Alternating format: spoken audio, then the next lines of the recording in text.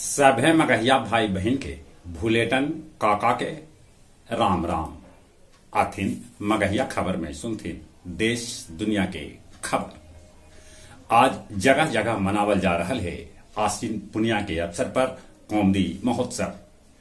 चुनाव से पहले नेताजी लोग दल बदल कर रहलन है। बिहार के मुख्यमंत्री नीतीश कुमार उत्तर प्रदेश में जाके चलौतन सदस्यता अभियान। बीपीएससी 67वीं के रिजल्ट निकल गए। टॉप 10 में 4 लड़की हत। पटना के अमन बनलन टॉपर। दिवाली से पहले बिहार राज्य कर्मी सभा के भेटाए 4% महंगाई भत्ता। बिहार में नियोजित शिक्षक के राज्य कर्मी के दर्जा देवे लेल बिहार बोर्ड लेतक एगो परीक्षा। बक्सर में एगो महिला एक साथे 4 लैकन के देलक जन्म।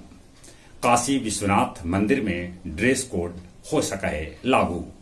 गुजरात के सूरत में एक के परिवार के 7 लोग एगो घर में मृत पावल गेलन। मुकेश अंबानी से 220 करोड़ रंगदारी मांगल गए। भारत में रात के 1:05 पर चंद्रग्रहण लोकल और 2:24 पर खत्म हो गए। केरल के एगो रैली में हमास के नेता लेलन भाषण। गाजा पर इजरायली हमला से संचार सेवा हो गई ठप। जमीनी हमला भी है जारी। अमेरिका में कैल गेल फिलिस्तीन के समर्थन में प्रदर्शन। दूसरों देश में हो रहा है अलगे अलगे प्रदर्शन।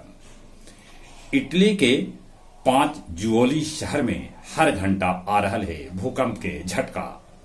गाजा में संघर्ष विराम लेल संयुक्त राष्ट्र में प्रस्ताव पारित। भारत वोटिंग में भाग न लेलक।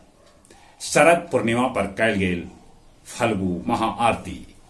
राज्य स्तरीय कबड्डी प्रतियोगिता लेल गया जी के टीम समस्तीपुर हो गए रवाना। मगध विश्वविद्यालय परिसर में 3 दिवसीय रामाश्रय सत्संग के कैल गेल आयोजन। पितरपक्ष मेला के सफल आयोजन में भाग लेने वाला संगठन के जिलाधिकारी कैलन सम्मानित।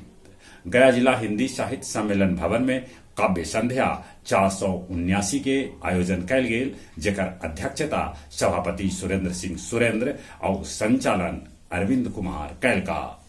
और अब कुछ खेल के समाचार। विश्व कप में आज भारत के मुकाबला इंग्लैंड के साथ हुए। कल ऑस्ट्रेलिया न्यूजीलैंड के नजदीकी मुकाबला में 5 रन से हरा दिलक। उन्हें बांग्लादेश के नीदरलैंड हरैलक। एशियाई पैरा खेल में भारत के भेटायल 111 पदक। महिला एशियाई चैंपियन हॉकी टूर्नामेंट में भारत मलेशिया के 5-0 से हरा दिलक। चली एक बार फिर से अपने सभे के भूलेटन काका के राम राम।